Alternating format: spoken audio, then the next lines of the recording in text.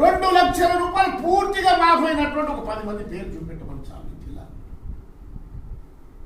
2500 రూపాయలు ఒక్క ఆదాయం వేసినట్టు చూపెట్టమను. 4000 రూపాయలు పెన్షన్ వేసినట్టు చూపెట్టమను. 15,000 రైతు బంధు వేసినట్టు చూపెట్టమను. 12,000 కౌలుదారికి ఇద్దరు చూపెట్టమను. ఇంత జూట కాబట్టి కాంగ్రెస్ పుట్టుకనే జూట. కాబట్టి ఈ పార్టీని ఎవరు నమ్మరు. నేను ప్రజలకు కోరుతున్నా, అయ్యా మీ అందరికీ నేను చేతుల నుంచి ప్రార్థన, ప్రజలారా ఒక్కసారి బాగా ఆలోచన చేయండి. నరేంద్ర మోదీ ఎంబడి ఉన్నది, భారతీయ జనతా పార్టీ ఎంబడి ఉన్నది. వాస్తవాన్ని మీరు గమనించండి.